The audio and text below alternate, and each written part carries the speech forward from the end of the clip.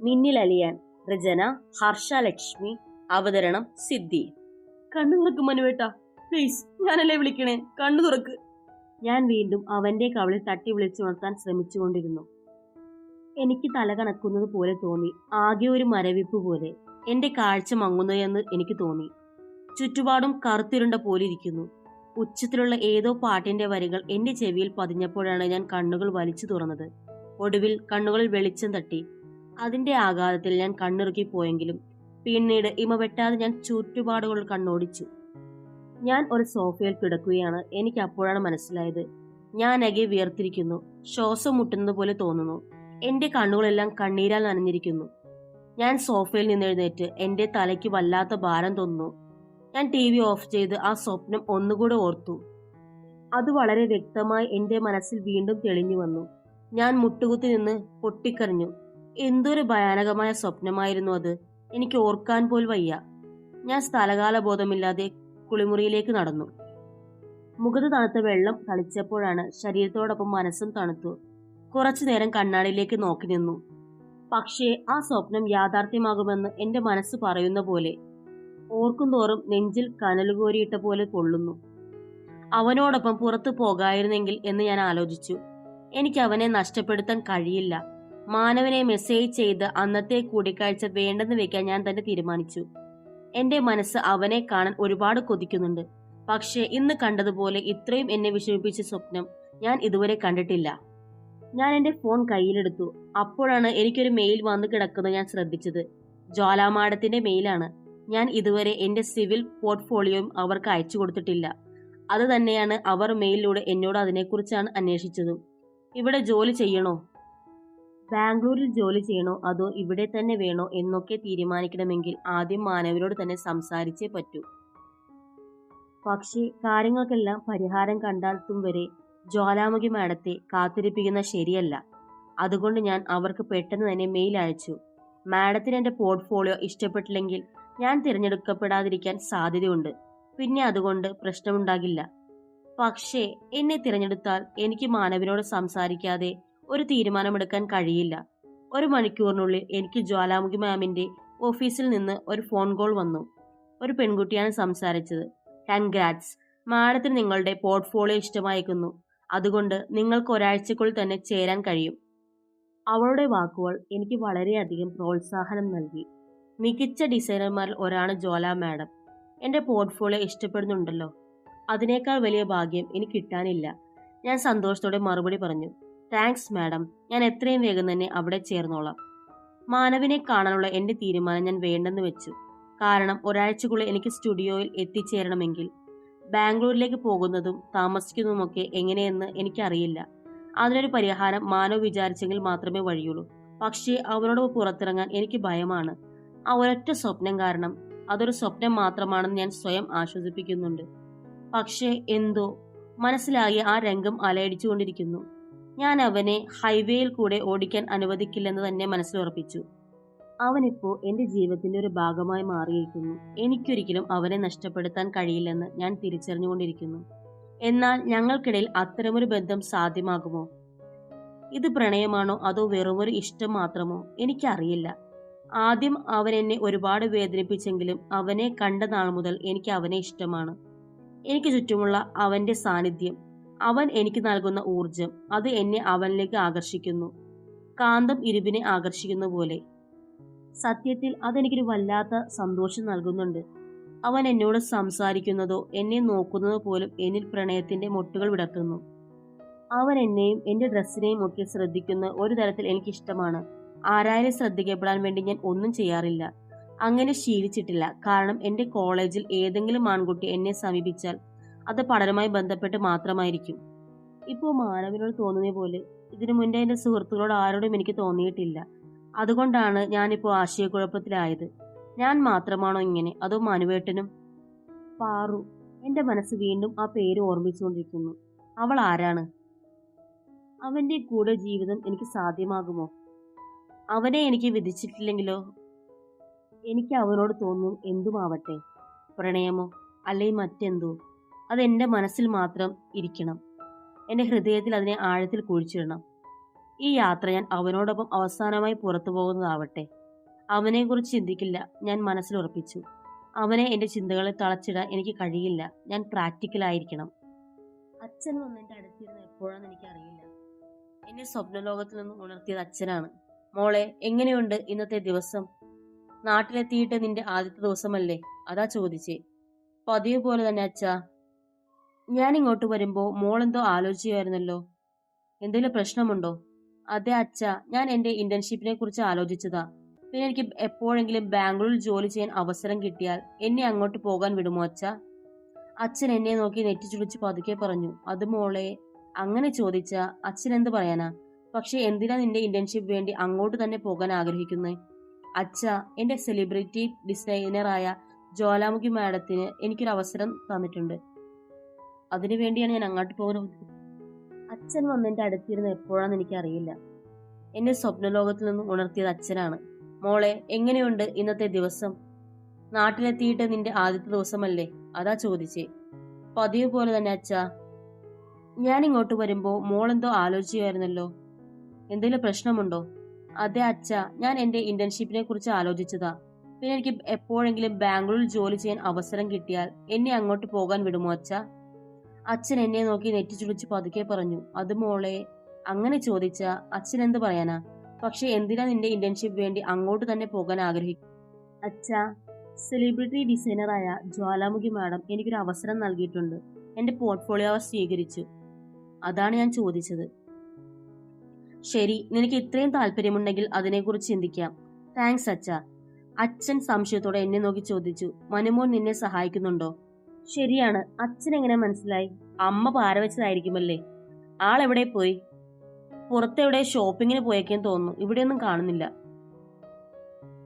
അപ്പോൾ അതാ അമ്മ ഒരു ബാഗുമായി അകത്തേക്ക് കയറി വന്നു. ഇതിലെന്തൊക്കെയാ? നിന്റെ മുറിയിൽ പോയി തുറന്നു നോക്ക്. ഞാൻ ബാഗിനുള്ളിലേക്ക് നോക്കി ചിരിച്ചുകൊണ്ട് മുറിയിലേക്ക് ഓടി. തുറന്നു നോക്കിയപ്പോൾ മനോഹരമായ ഒരുപാട് ഡ്രസ്സുകളാണ്. ഞാൻ അതിൽ ഏറ്റവും ഇഷ്ടമായ ധരിച്ച് കണ്ണാടിയിൽ നോക്കി. എന്നെ കണ്ടിട്ട് എനിക്ക് തന്നെ കുളിര് പോരുന്നു. റോമാഞ്ചിഫിക്കേഷൻ. അപ്പോഴേക്കും അമ്മ എന്റെ മുറിയിലെത്തി എന്നെ ആരാധനയോടെ നോക്കി നിന്നു. ആഹാ, നീ ഒന്നുകൂടെ സുന്ദരിയായല്ലോ. അത് കേട്ട് ഞാൻ അവളെ നോക്കി ചിരിച്ചുകൊണ്ട് സന്തോഷത്തോടെ പറഞ്ഞു. അതെനിക്ക് അറിഞ്ഞൂടെ? അമ്മ പറയണ്ട. അയ്യടാ, ഒരു സുന്ദരിക്കോത. കുളിച്ച് റെഡിയാകി പോടി. ഞാൻ ചിരിച്ചുകൊണ്ട് കുളിമുറിയിലേക്ക് പാഞ്ഞു. ഏകദേശം 1.5 മണിക്കൂറിന് ശേഷം അമ്മ കൊണ്ടുവന്ന ഡ്രസ് തന്നെ ഇട്ടു. രാത്രി 8:30 കഴിഞ്ഞു. എന്റെ ഹൃദയമിടിപ്പ് ക്രമാതീതമായി ഉയർന്നുകൊണ്ടിരുന്നു. അമ്മ താഴത്തെ നിലയിൽ നിന്ന് എന്നെ വിളിച്ചപ്പോഴാണ് ഞാൻ മുറിയിൽ പുറത്തിറങ്ങിയത്. എന്റെ കണ്ട മാത്രമേ അച്ഛന്റെ കണ്ണുകൾ ആശ്ചര്യത്തോടെ നോക്കി. അച്ഛൻ എന്റെ അടുത്ത് വന്ന് എന്റെ കവളിൽ മെല്ലെ തട്ടിപ്പറഞ്ഞു. നീ നിന്റെ അമ്മയെ പോലെ തന്നെയാ. താങ്ക് യു അച്ഛാ. അമ്മയെ പൊക്കി പറഞ്ഞ് അമ്മയ്ക്ക് ശരിക്കും അങ്ങ് സുഖിച്ചിട്ടുണ്ട്. അമ്മ സോഫയിൽ നിന്ന് എന്നെ നോക്കി ഒരു കള്ളച്ചിരി പാസാക്കി. അപ്പോഴേക്കും എന്റെ മൊബൈൽ റിങ് ചെയ്തു. മൊബൈൽ സ്ക്രീനിൽ മാനവെന്ന് കണ്ടപ്പോൾ ഞാൻ അച്ഛനോട് പറഞ്ഞു. അച്ഛാ, മനോ വന്നെന്ന് തോന്നുന്നു. ഞാൻ കോൾ എടുത്തു. ഞാൻ പുറത്ത് കാത്തിരിക്കാം, വേഗം വാ. ശരി, ഞാനിതാ വരുന്നു. വരയാന സ്വരത്തിൽ ഞാൻ മറുപടി പറഞ്ഞു. ഞാൻ ആകെ ടെൻഷനിലാണ്. അവനോടൊപ്പം പുറത്തു പോകുന്നത് എന്നെ സംബന്ധിച്ചിടത്തോളം പരീക്ഷയേക്കാൾ 100 മടങ്ങ് ബുദ്ധിമുട്ടുള്ള കാര്യമാണ്. ഞാൻ ഗേറ്റ് തുറന്ന് പുറത്തേക്ക് ഇറങ്ങുമ്പോൾ മാനവ് അവന്റെ കാറിൽ ചാരി പുറകോട്ട് ചാരി നിൽക്കുന്നു. അവന്റെ 2 കൈകൾ അവന്റെ പോക്കറ്റിലുണ്ട്. പുതിയ വെള്ള കാർ ആണ്. ഞാൻ ആദ്യമായിട്ടാണ് അത് കാണുന്നത്. അവൻ എന്നെ നോക്കി പുഞ്ചിരിച്ചു. ഞാൻ തിരിച്ചു. അവൻ ചാര നിറത്തിലുള്ള കോളർ ഷർട്ടും പാന്റുമാണ് വേഷം. ഒടുക്കത്തെ ലുക്ക് തന്നെ. ഞാൻ അവന്റെ അടുത്തേക്ക് നടന്നു നീങ്ങി. നീ റെഡിയല്ലേ? അവന്റെ ചോദ്യത്തിനും തലയാട്ടി മറുപടി കൊടുത്തു. അവൻ കാർ സ്റ്റാർട്ട് ചെയ്തു. അവൻ എന്നത്തെയും പോലെ നിശബ്ദമാണ്. സാധാരണ എനിക്ക് പരിഭ്രമം ഉണ്ടാകുമ്പോഴേക്ക് ഞാൻ കൂടുതൽ സംസാരിക്കും. ഇന്ന് എന്റെ പരിഭ്രമം ഏറെ മുകളിലാണ് താനും. ഞാൻ പതിഞ്ഞ സ്വരത്തിൽ പറഞ്ഞു തുടങ്ങി. നിങ്ങൾ ശല്യപ്പെടുത്തുന്നതിന് എന്നോട് ക്ഷമിക്കണം. അവൻ എന്നെ നോക്കി പുഞ്ചിരിച്ചുകൊണ്ട് മറുപടി പറഞ്ഞു. അതിന് നീ എന്നെ ശല്യപ്പെടുത്തിയില്ലല്ലോ. You are looking gorgeous. അവന്റെ വാക്കുകൾ കേട്ട് എന്റെ മുഖം ചെറുപ്പഴം പോലെ ചുവന്നിരുന്നു. ഞാൻ എന്റെ മനസ്സിനെ വികാരങ്ങളെ നിയന്ത്രിക്കാൻ പാടുപെട്ടു. കാരണം എന്റെ ഹൃദയം ആവേശത്തോടെ നൃത്തം ചെയ്യുന്നത് പോലെ തോന്നി. എനിക്ക് ശരീരമാകെ വിറയൽ അനുഭവപ്പെട്ടു. നിനക്ക് എന്നെ കുറിച്ച് പറയാനൊന്നുമില്ലേ? നിങ്ങൾ എല്ലായ്പ്പോഴും പോലെ ലുക്കല്ലേ? പറയാൻ എന്തിരിക്കുന്നു? അവൻ ഉറക്കെ ചിരിച്ചുകൊണ്ട് ചോദിച്ചു. ഞാൻ എപ്പോഴും ലുക്കിലാണെന്നാണോ താൻ പറഞ്ഞേ? ഞാൻ ആദ്യമായി അവന്റെ സന്തോഷകരമായ ചിരി കേൾക്കുകയാണ്. അതെല്ലോ, ഞാൻ പറഞ്ഞ ശരിയല്ലേ? കുറച്ചു നേരത്തെ യാത്ര കഴിഞ്ഞ് ഞങ്ങൾ ഒരു ഹോട്ടലിലെത്തി. ഒരു നീല തടാകത്തിന്റെ തീരത്താണ് ഈ ഹോട്ടൽ സ്ഥിതി ചെയ്യുന്നത്. ഇത് എനിക്ക് ഏറ്റവും പ്രിയപ്പെട്ട സ്ഥലമാണ്. അത് കേട്ട് അവൻ എന്നെ നോക്കി പുഞ്ചിരിച്ചു. ഞങ്ങൾ അകത്തേക്ക് പ്രവേശിക്കുമ്പോൾ ഒരു പരിചാരകൻ ഞങ്ങളെ സമീപിക്കുകയും ഞങ്ങളെ ഒരു ഭാഗത്തേക്ക് നയിക്കുകയും ചെയ്തു. ലൈറ്റുകളാൽ അലങ്കരിച്ച അവിടം മനോഹരമായിരുന്നു. അറ്റൻഡർ ഞങ്ങളെ അങ്ങോട്ടേക്ക് നയിച്ചു. അകത്തു കടന്നപ്പോൾ 2 കസേരകൾ, ഒരു മേശയും മാത്രം. അത് പൂക്കളും മെഴുകുതിരികളാലും നന്നായി അലങ്കരിച്ചിരിക്കുന്നു. ആ കസേരകളിൽ ഇരിക്കാനായി അവൻ അങ്ങോട്ട് കൈ ചൂണ്ടി. മാനവ് എന്നെ തന്നെ നോക്കുന്നുണ്ട്. എനിക്കെന്തോ നാണം സഹിക്കാൻ പറ്റാതായി. അല്ല, എന്താ ഇതൊക്കെ? ഞാൻ അവിടത്തെ സെറ്റപ്പൊക്കെ കണ്ട് എന്റെ സംശയം മാനവനോട് ചോദിച്ചു. ഇതിനെ പ്രൈവറ്റ് ഡിന്നർ എന്ന് പറയും. അതെനിക്കറിയാം. പക്ഷേ നിങ്ങൾ എന്തിനാ നമ്മൾക്കായി ഇങ്ങനൊരു ബുക്ക് ചെയ്തത്? കാരണം നിന്നോടൊപ്പം ഭക്ഷണം കഴിക്കുമ്പോൾ എന്റെ ശ്രദ്ധ മറ്റൊന്നിലേക്കും പോകാതിരിക്കാൻ. അതിന് ഇവിടെ ആരാ മനുവേട്ടനെ ശ്രദ്ധ തിരിക്കാനുള്ളത്? അതൊക്കെയുണ്ട്. എനിക്കൊരു റിസ്ക് എടുക്കാൻ താല്പര്യമില്ല. അതുകൊണ്ട് നീ ഇപ്പോ ഇവിടെ ഇരിക്കാൻ നോക്ക്. ബാക്കിയൊക്കെ പിന്നീട് പറയാം. ഞാൻ പുഞ്ചിരിച്ചുകൊണ്ട് ചെയറിലേക്കിരുന്നു. നിനക്കെന്താ കഴിക്കാൻ വേണ്ടത്? അങ്ങനെ ഒന്നുമില്ല. എന്തായാലും എനിക്ക് ഓക്കെയാണ്. അവൻ കുറച്ചു നേരം ആലോചിച്ച് തീരുമാനമെടുത്തു. ശരി, എന്നാ പിന്നെ ഞാൻ ഓർഡർ ചെയ്യാം. ഞാൻ അവന്റെ ഓരോ നീക്കവും സസൂക്ഷ്മം ശ്രദ്ധിച്ചു. അവൻ വെയിറ്ററെ വിളിക്കുന്നതും സംസാരിക്കുന്നതുമൊക്കെ എന്നെ അത്ഭുതപ്പെടുത്തി. യാതൊരു അഹങ്കാരവും കൂടാതെ അവൻ അവരോട് പെരുമാറുന്നു. അവന്റെ വെയിറ്ററോടുള്ള സ്നേഹത്തോടൊപ്പം മയത്തിലുമുള്ള സംസാരം കാരണം ചുറ്റുമുള്ള ആളുകൾ അവന്റെ സാന്നിധ്യം യാന്ത്രികമായി ശ്രദ്ധിക്കുന്നുണ്ടായിരുന്നു. എടോ, ഇനി പറ, എന്താ നിനക്ക് ചോദിക്കാനുള്ളത്? പെട്ടെന്നുള്ള അവന്റെ ചോദ്യം കേട്ട് ഞാനൊന്ന് ഞെട്ടി. ഞാൻ വെക്കി മറുപടി പറഞ്ഞു. ജ്വാല മാഡം ഇന്ന് രാവിലെ വിളിച്ചു.